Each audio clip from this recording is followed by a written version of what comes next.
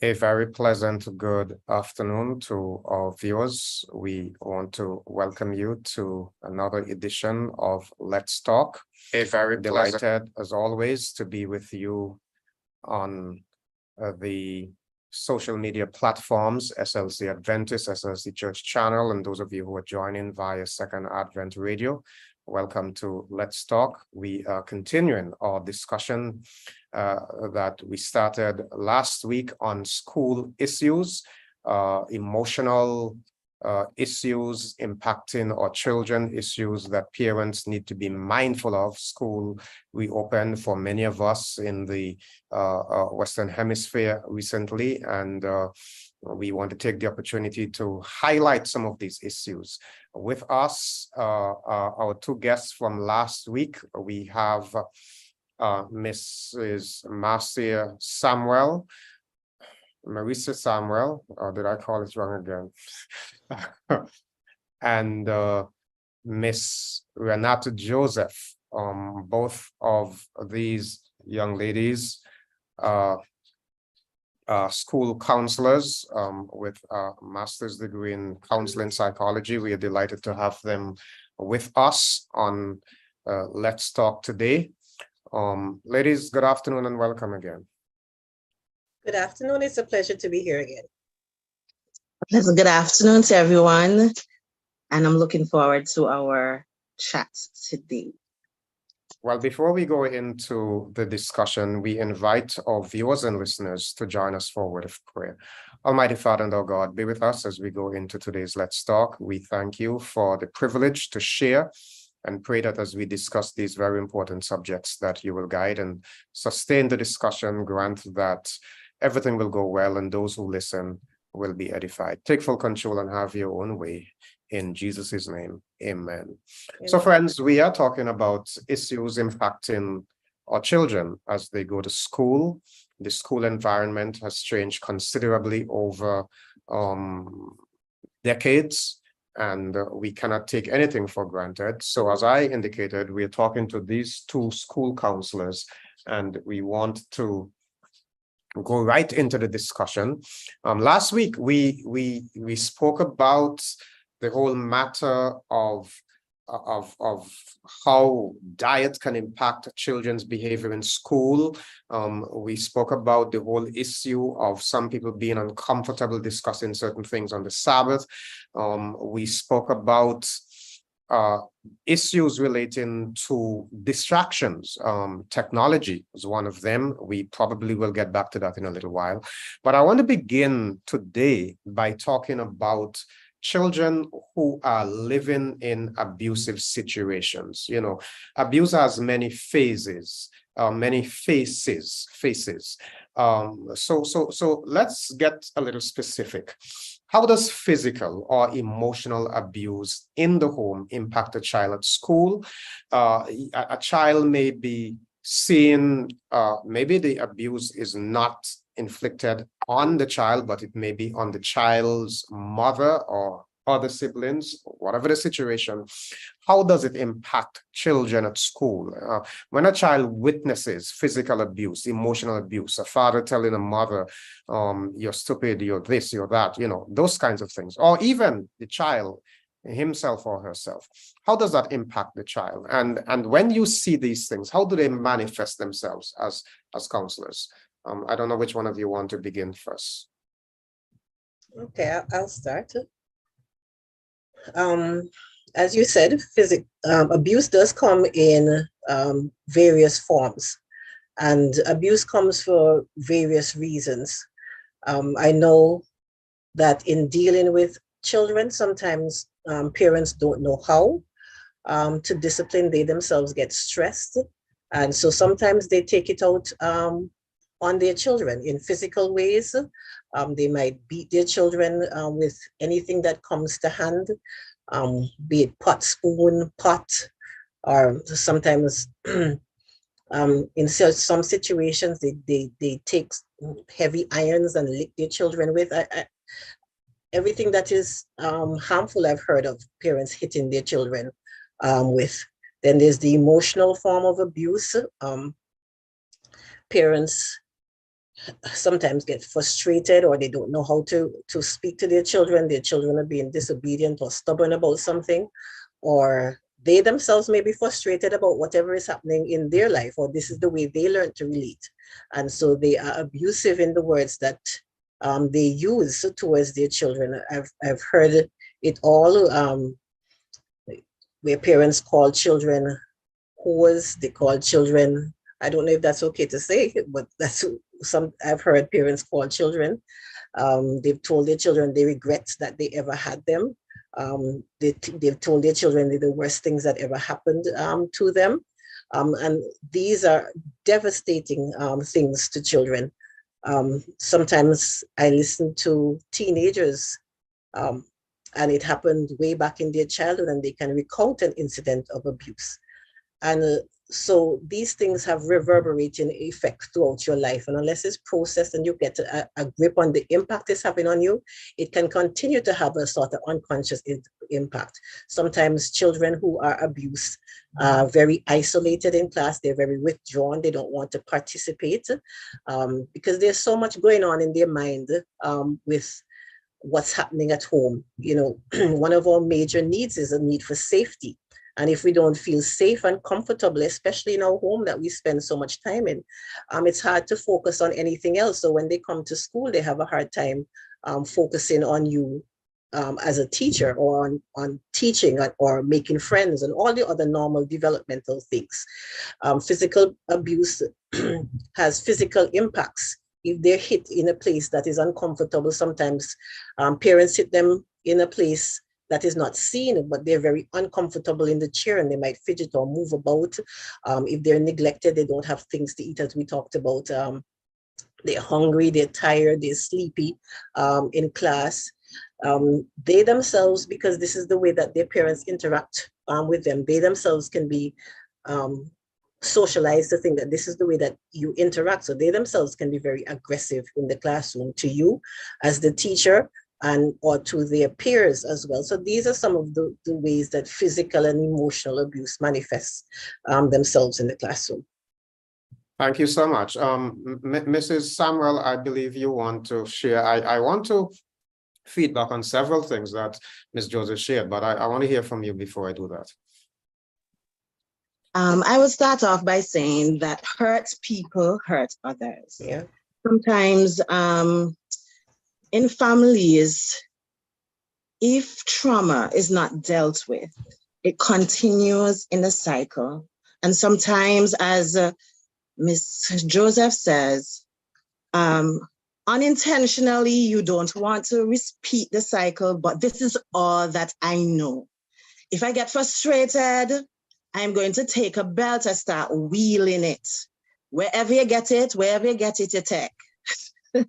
Or I will shout some of the things that Ms. Joseph said, because you're hurt and you have not learned to appropriately process how you should deal with your emotions so that you could deal with your child in a healthy manner.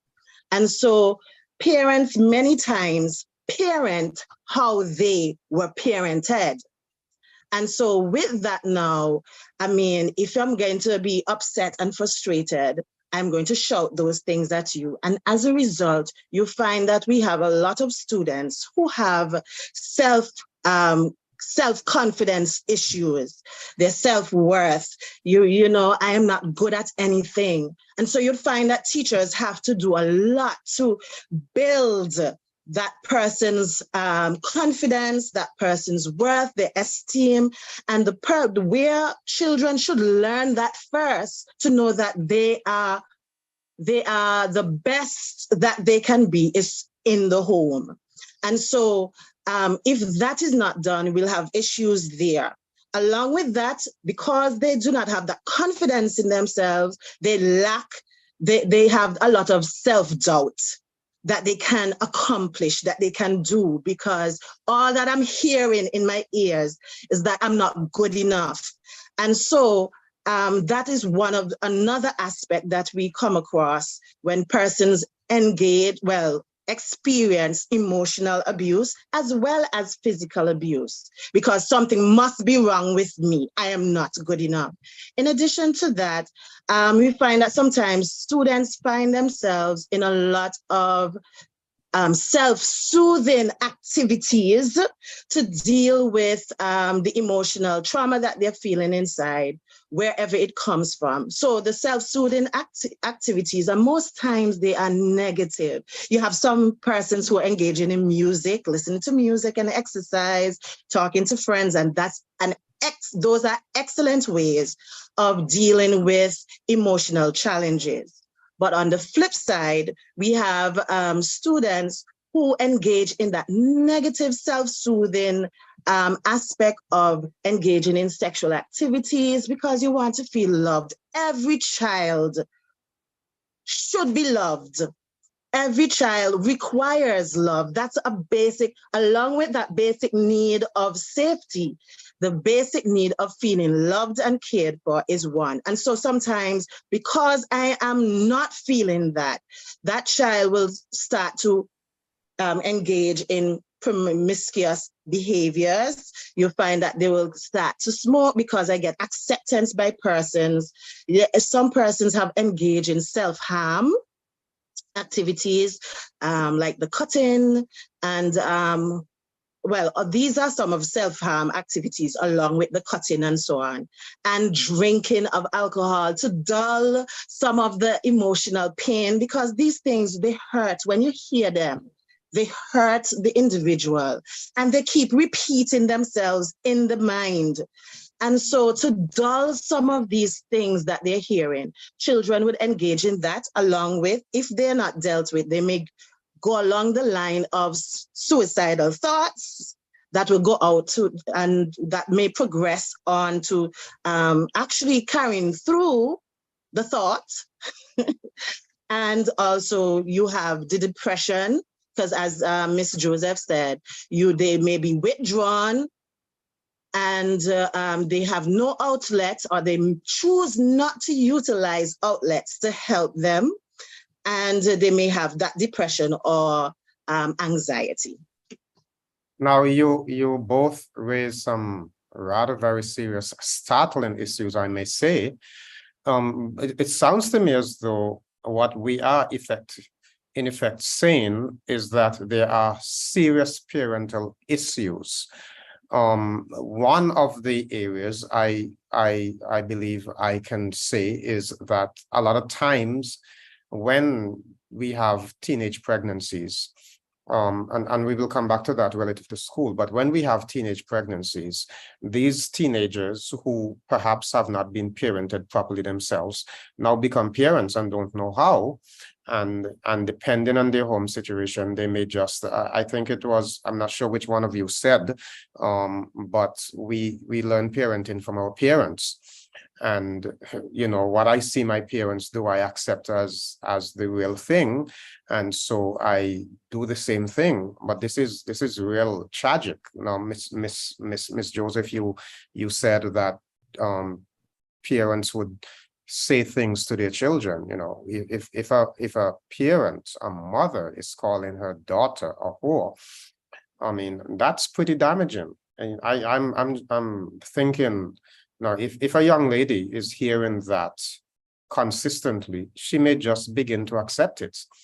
You know, so these are challenges. But here's my next question.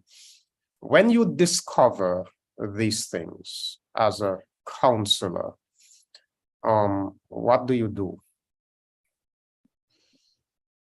Well, things start with education.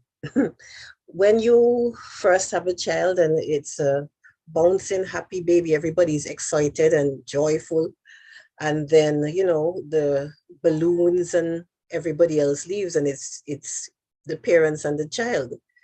And if you're not prepared for the challenges that come with children, it can be very, very overwhelming. Just the other day, I was walking in the parking lot at a supermarket and two ladies were speaking. Obviously good friends, and one of them had a little toddler with them. And the other friend was saying, these COVID children are just different. And she was saying any child that was born during the COVID times, their parents are catching trouble. That's not the word she used, but that's what she said. Their parents are catching a lot of trouble. And I looked at the child and I realized they were at the developmental stage, where you get a lot of assertion of will, and so you get a lot of no on the child trying to assert their independence. And education is important. And so when you encounter parents who are damaging their child through emotional or physical abuse, a lot of time, well, physical abuse, by law, you have to report it. Let me be clear about that. If a child is physically abused, by law, you have to contact the social welfare division or the police department, because that has to be addressed. The child's physical safety is paramount. In addition, and the law has its own process. But in addition, what you do a lot with parents is you sit them down and you talk with what's happening with the child, what's happening with the home, what's causing these interactions. And a lot of the times is frustration and parents not realizing the impact of what they're doing on their children. Many times I've heard people say in order to drive a car or do many things, you have to get training and get a license. And one of the biggest and most profound and difficult tasks is parenting. And many times people go into it blind. I remember when I was little, my mom used to sit down and read the Adventist home to us during worship. And we thought it so strange and some of the concepts strange. But and as I've gotten older and matured, I realized the wisdom in a lot of the concepts in Adventist home and in relating to their children. So education, information, looking at how the impact this is having on your child, and then learning different ways of dealing with the child's developmental age, what you should expect, different ways of discipline, relating to your child, having positive moments with your child. All of these things you sit and work with parents. I want to interrupt you a little bit. I was going to do it earlier, but I decided, let me hear you out a little bit. I just want to go back to the statement you made about by law, you have to report physical abuse. Now, of course, that's the law, right? You see some child with bruises on their back or in their face or on their hand. I am assuming sometimes the child may tell you a lie because they don't want to expose their parents because perhaps they got threats at home. But you do have to report it. Now I just want for us to highlight this a little more. I mean, you were forceful, but I want to highlight it a little more, that this is something that is reportable, because sometimes members of society do not seem to understand the law, especially in a church context. And if you're going to a church school, or if you are a member of a particular church, and it may be a public school, but you're a teacher in a public school, and you have this parent from the same church that you attend, and you see the child with these clear indicators that there's physical abuse there, and you report the matter, and then people begin to say you're wicked, you're this, you're that, and so on, and you get enemies. So can you just highlight that again, that this is a legal requirement, and why is this necessary? Okay, and you are quite correct. I've had to call parents to let them know that this is a matter that is reportable when a child indicates that they were hit with something very odd and they have bruises and are swollen, and parents themselves are upset with you, and others may be upset with you. But this is dangerous to the child. If the parent has lost control of their emotions, that they are damaging their children, you don't know how far it can go and the serious damage they can inflict on their child or children. And so if you sit back and you do not report it, and something worse happens to them, not only do you feel terrible, but the impact on the child as well. And in Antigua, we have had instances where parents have seriously hurt their children, where parents have burnt their children, where parents have broken bones for their children. And this is something you never want to see. And so it is something that has to be stopped. And so when we see it, whether you are at church and you realize this child is coming bruised because the parent took a big stick and whacked the child hard on the arm, and the arm now has a big bruise, that is not the way corporal punishment should be administered. Or the parent flung something at the child and they hit the child in the wrong way. You ought to report it. You're not being wicked to the parent. It meant sometimes you are preventing something that was bad enough, but you're preventing something even worse happening to that child. So it should be reported. Thank you so much. Yes, Mrs. Samuel. Yes, I will also add to what Councillor Joseph spoke to, is that as councillors, we are mandatory reporters. We are mandatory reporters across the board when it comes to any cases, any type of abuse. And so as a mandatory reporter, according to the child protection laws in Antigua and Barbuda, it is a finable offense if we do not report. And it can be imprisonment or a fine that we would have to pay, close to $5,000 or so on. So it's a serious offense. And so whenever we deal with children, especially when it comes to abuse, they don't want you to say anything because, of course, the safety of that child is going to be compromised.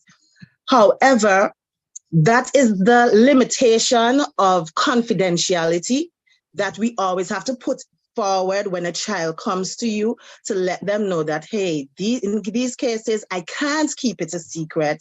I am bound by law to report this, okay?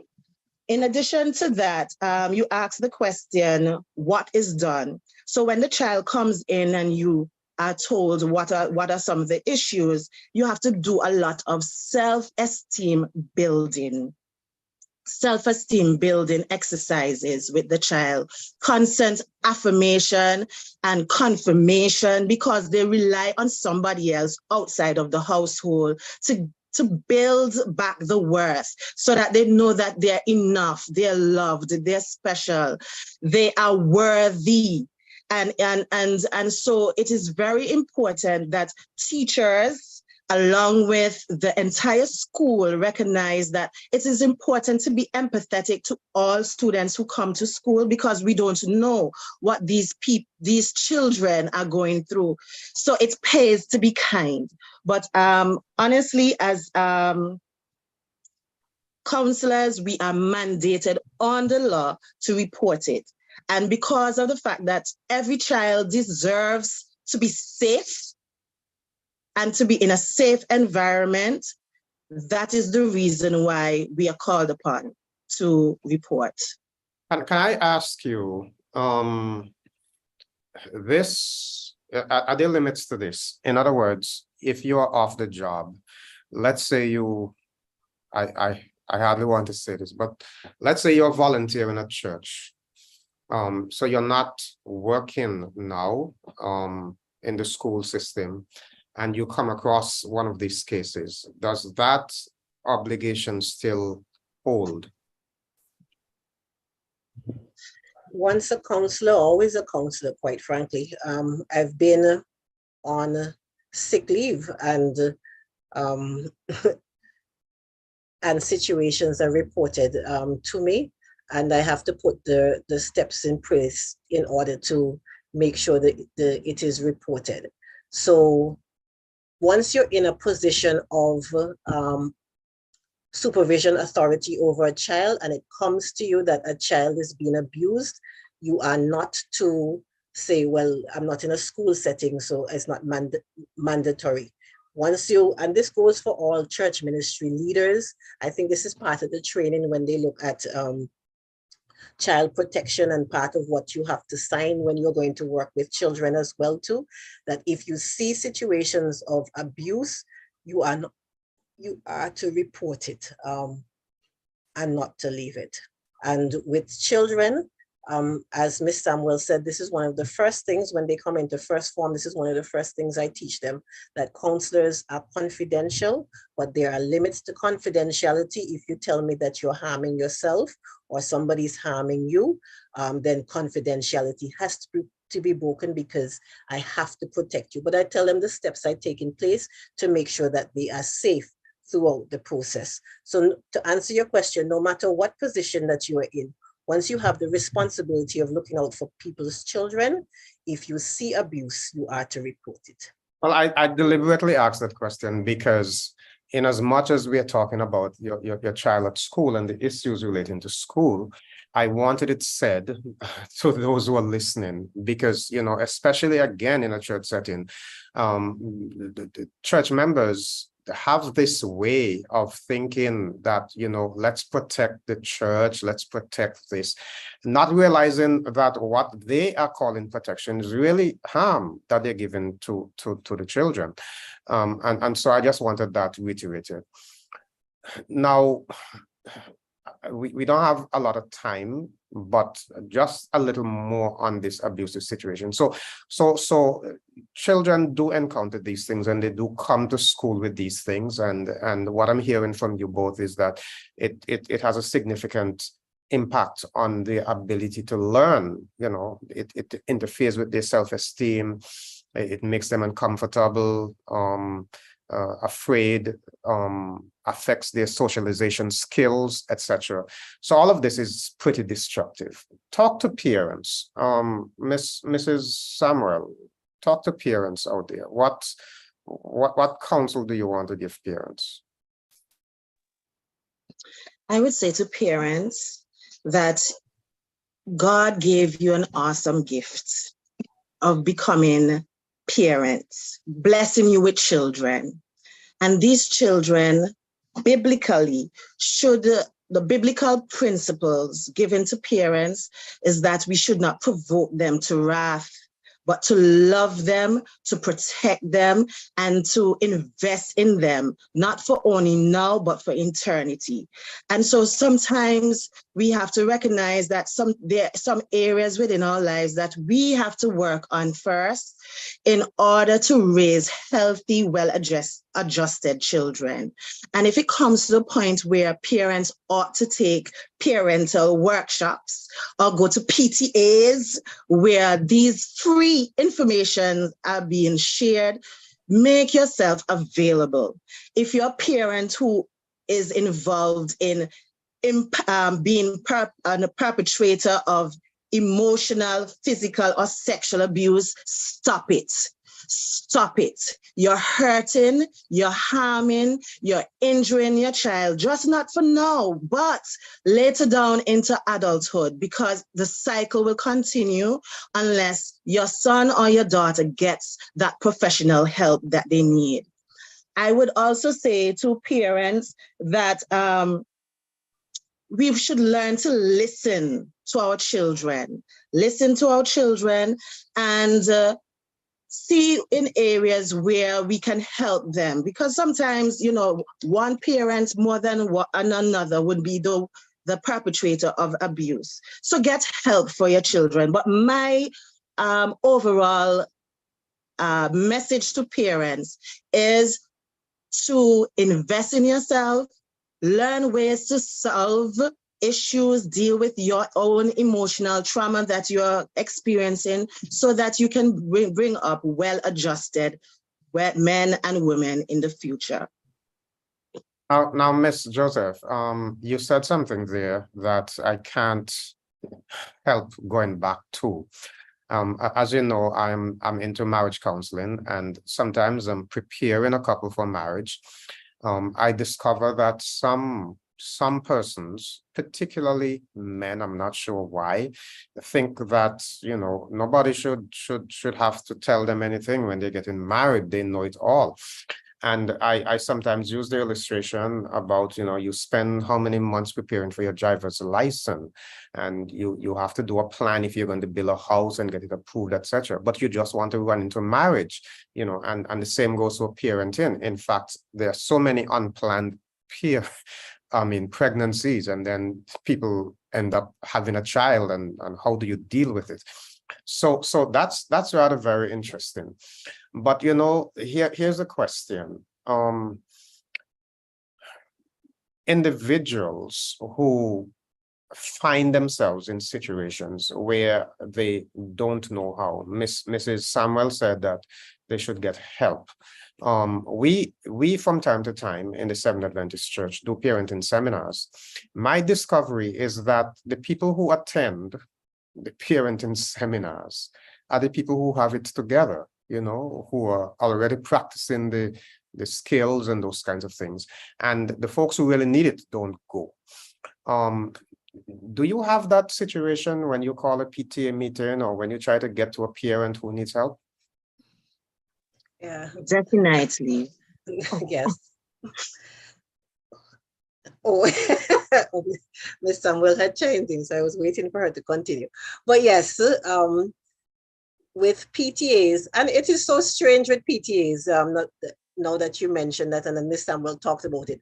At these meetings, often you have the guidance counselor or somebody, sometimes the school asks somebody to come in to speak to a particular issue. For primary schools, I don't know how it is in the government school, but for primary schools, oftentimes you get tremendously more support from the parents at PTAs. By the time you get to secondary school, if you have 100 children and you're expecting maybe 200 parents, you might get 20. And as you said, the 20 that come are for children who are academically performing well and maneuvering the system and are socially active and so forth, emotionally stable. And the parents that you would really like to see are not there. And so you always try to reach out, as I said before, one-on-one meetings with these parents. You call in parents a lot to have discussions. I'm glad when the church has parenting seminars, you can give special invitation. The government sometimes does parenting seminars as well too. I know Citizens Welfare Division in the past for parents, they know that are in dysfunctional situations, as you talked about, without support. They invite them to meetings as well. And sometimes it's a difficulty getting some parents to come in. And those are the parents who oftentimes their children are just in a difficult situation. And it's because they're not realizing, as Ms. Samuel said, the responsibility they have and the impact that they have on their children, and they're not realizing that they need support. No man is an island. When God created Adam, he said it's not good for a man to be alone. We all need support, and parents need support. You need assistance, you need education, you need help. And especially when you're in a difficult situation, you can't do it for by yourself. So my appeal to parents, if you are in the situation where you find yourself being very physically aggressive with your children, if you're emotionally abusive, if you're sexually abusive, not only stop, get help, seek support. And remember, if these things are realized, that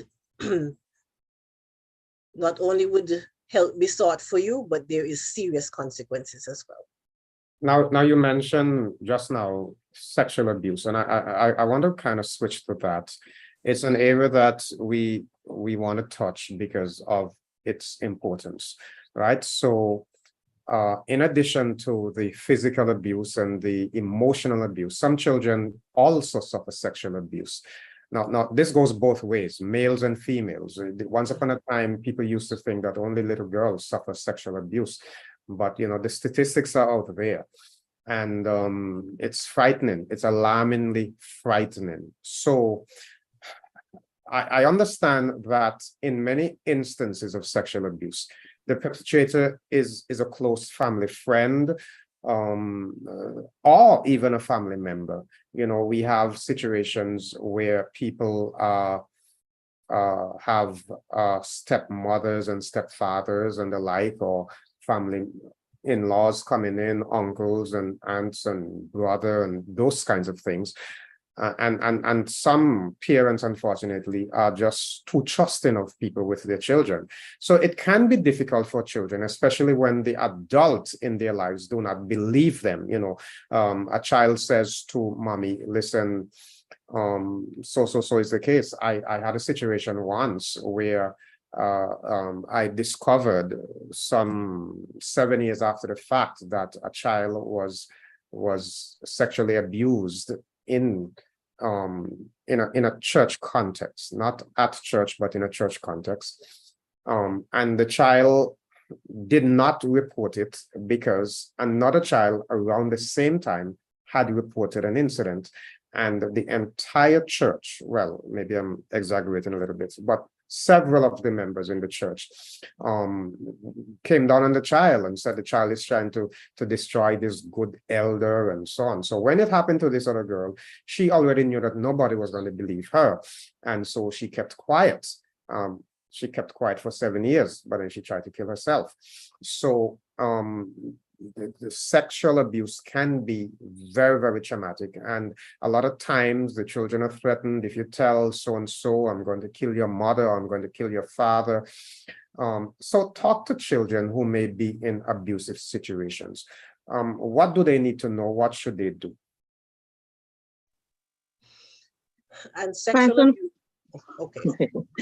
First and foremost, one of the things that I think, because health and family life, HFLE is a very important subject in school, on the school curriculum.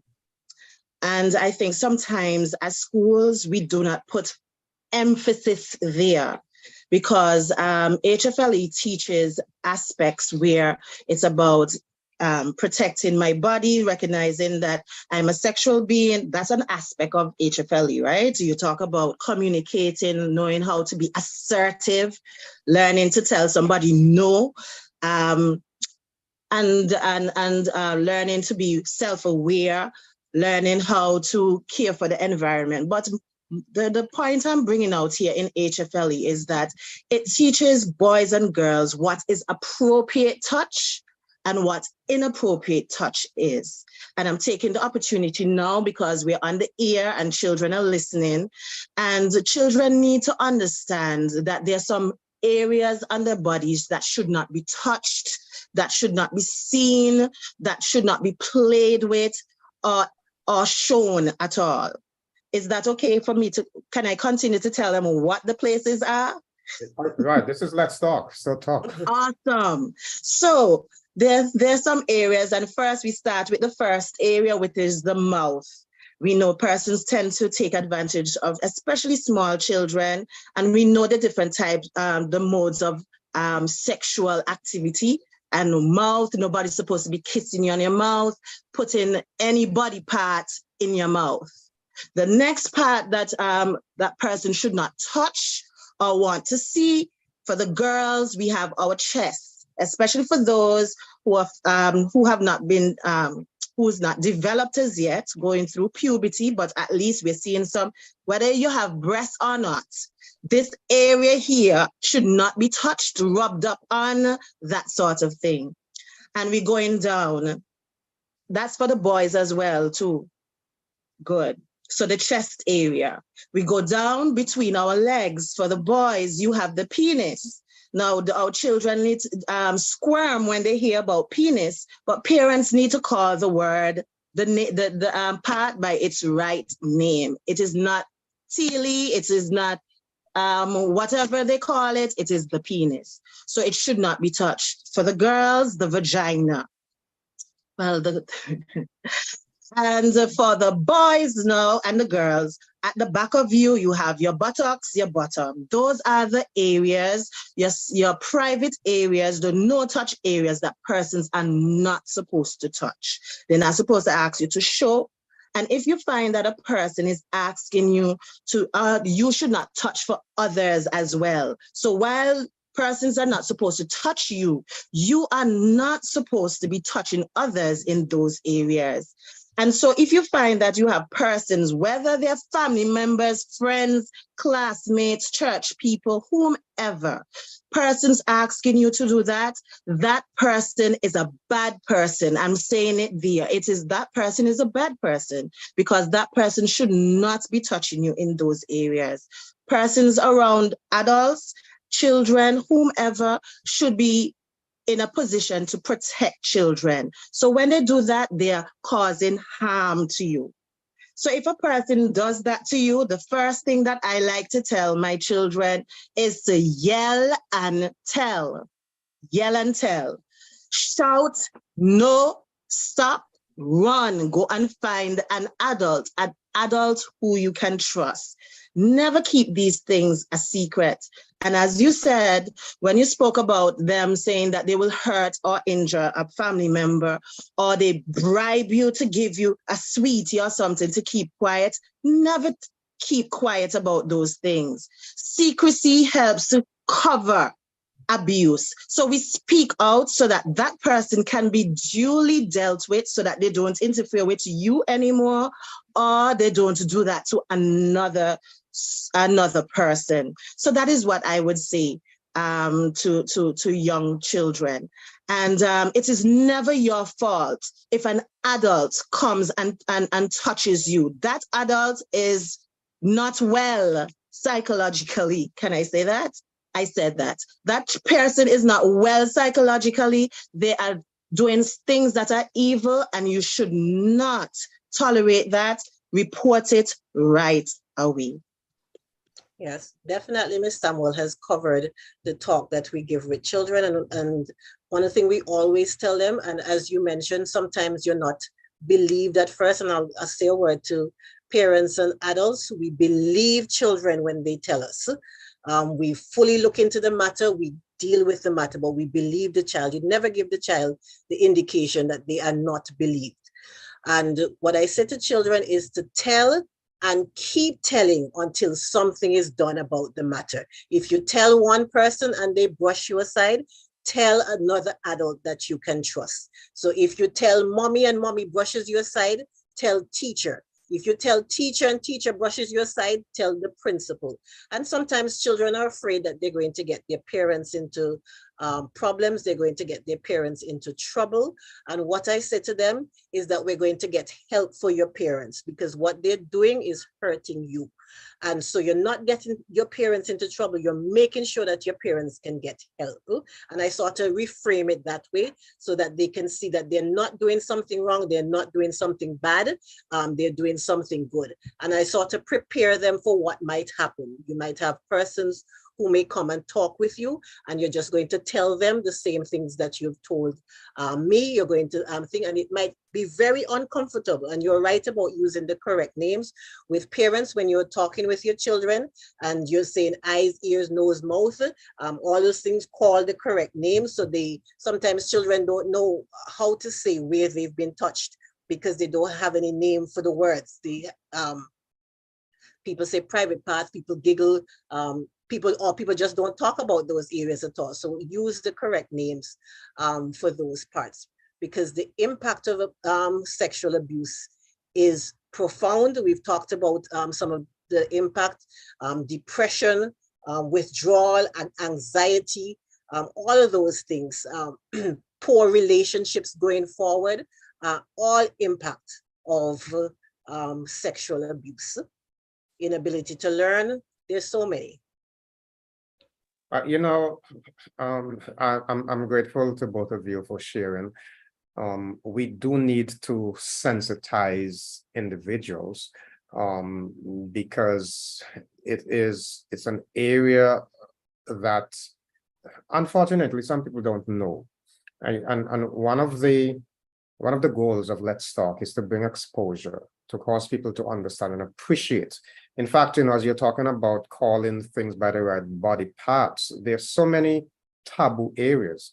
Incidentally, next week, we're going to be talking about taboos. right? And some people may turn up their faces at this.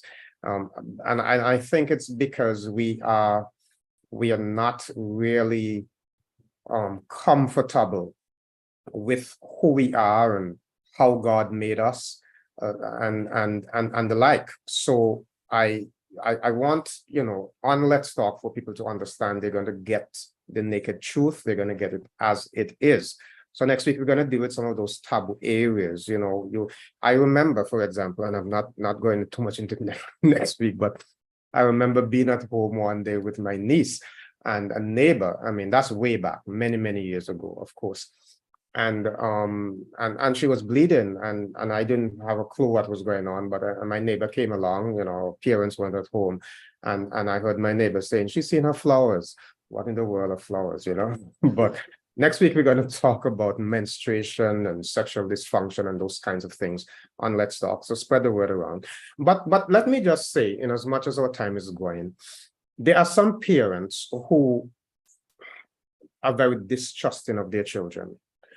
And the child may come home and say, such and such a thing happened at school today, and they brush it aside. They don't believe. Or they may say, Mommy, my stepfather did so and so, and the child gets a box in the mouth. Can you just say a word on that kind of behavior?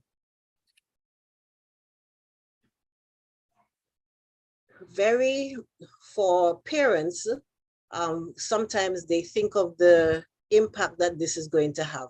I know that I've dealt with parents, and the father might be the only person providing in the home.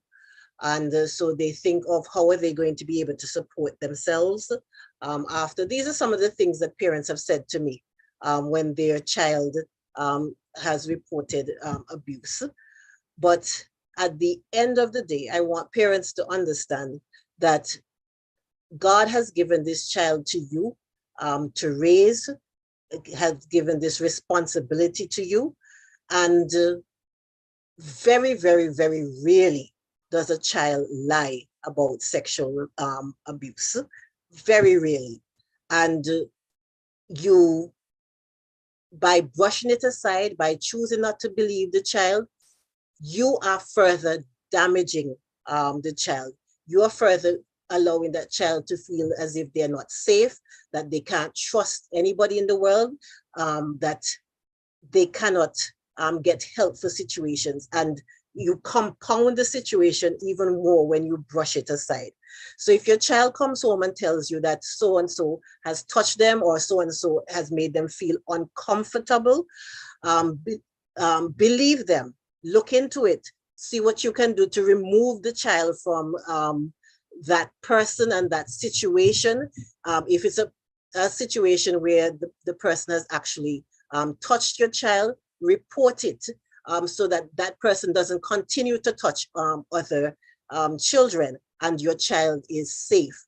Don't just brush it aside. There are many times where I've had to take up cases where parents have brushed a serious situation aside, and when you have had to call them and then report it to the police and so forth, and the police start to do their investigation, then the parents realize the seriousness of the situation and what has been happening to the child. So sometimes as parents, persons get uncomfortable hearing about certain things, or they begin to think of how it can impact them. Think of what is happening to your child and do your very, very best to protect your child. So never brush this. Let me repeat that. Never brush it aside. Never say you don't believe them. Never say that child too lie. And I've heard that before too. That child too lie. They always tell lie. Those sort of things. Believe, look into the matter, and get for yourself a good understanding, and then take the steps necessary to protect your child. Very well. Now, we don't have much time. I wanted to deal with the matter of gangs. We may just have to skip that over, but I want to touch this because it's a current issue. The decriminalization of cannabis, marijuana, that has become popular across many countries today. My own research tells me that marijuana is especially impacting on those below the age of 25 in terms of its impact on the brain. I do not know if it is decriminalizing some countries where some persons may be listening to, but in many of the Caribbean countries across North America, etc. So have you seen an impact on, with respect to marijuana use in the school setting? Either of you, Miss Joseph, you can, Miss Samuel, maybe you can begin. Definitely. Okay, so I have seen I have seen that it has an impact on the child and the child's ability to concentrate in class. Some of them, they have smoked the morning, and so they may be so it has the ability to get them to sleep, because that's what the effect of it. They sleep through class, or depending on if they mix things with it, they would be highly aggressive. I've seen that at school, and you can tell that they're smoking because their lips and the breath, and the fact that they have to mask the breath with different things. And so for us, it is an issue that we have to really look at, because I don't think we're educating the young people enough that decriminalizing marijuana is not the same as it being illegal. It is still illegal. They allow for certain things, and some things are just not for children. So honestly, in schools, we have seen that children can get highly aggressive, and the aggression is turned not only to their classmates, but also the adults, the adults on the compound, including administrators. Okay, and these children get them from somewhere. And most times they get them from the home, the daddy who sells them wherever in the community, or they have friends in the community that give them, and so on. So we have to look at all those factors, but they do impact the teaching learning experience, because once you're sleeping, you can't hear, you're not concentrating, you're zoned out in some instances. So it definitely impacts the school setting. Can I Miss also Joseph, say that? yes. Oh, can I also say that I found with teenagers that smoke is one of the most demotivating factors. I've encountered quite a number of young people who, before they started smoking, were ambitious young people working well. And then after they started smoking, then you begin to see their grades decline, their ambitions decline. I remember one young man, when he was in second form, he wanted to be a computer, an IT personnel, and he used to talk about that. Very intelligent young man. And by fifth form, he barely made it to his, in fact, he did not make it to his graduation, and he did not have much ambition for what he wanted to do. It's very demotivating. It causes paranoia in some children. Mrs. Samuel talked about the aggression. Some persons begin to feel as if everybody is after them and everybody is at them.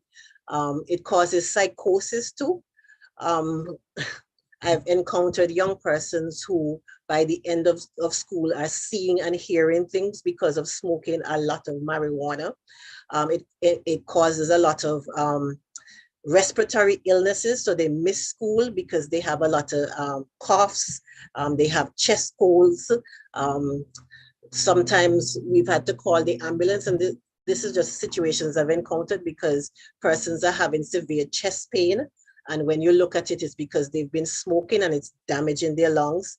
And these are some of the ways that marijuana smoking impacts in the classroom, along with what Ms. Samuel said. And can I also add vaping? That also has very similar effects as marijuana as well. And that's becoming something very prominent that's happening among our children. Quite socially acceptable too. Yes. We unfortunately, we are out of time. I want to express profound gratitude to you for sharing. I trust that the parents who are listening have have learned, and the children as well. And the good thing is that this video will be up on YouTube, so folks can always go. You can direct your parents to this video so that they can watch it and get a good sense of, and this is another thing about Let's Talk. The videos remain on YouTube. People can always go back and watch them. And I trust that parents in our various schools will take the hour and listen so that they can learn. Well, we have to stay here for today. I again want to say that next week we begin a new series. We're going to be talking about those taboo areas, particularly with females, but also for the males. In fact, next Sabbath, hopefully, our topic is going to be menstruation and understanding sexual drive and sexual dysfunction in both males and females. And we have some other topics that we're going to be dealing with throughout the month of October. We're going to talk about breast cancer because October is breast cancer month, and we're going to talk about infertility in both sexes. We're going to talk about menopause and how it affects marriages and so forth, understanding the power of the cervix and preventing cervical cancer and those kinds of things. So beginning September 30 going into October, we have some very exciting topics for you, so spread the word along. But thank you so much, Mrs. Samuel and Ms. Joseph, for sharing. We really do appreciate this week and last week. Very useful, very insightful, and I trust that all of our parents will listen and take heed. Thank you so much. God bless you. Welcome.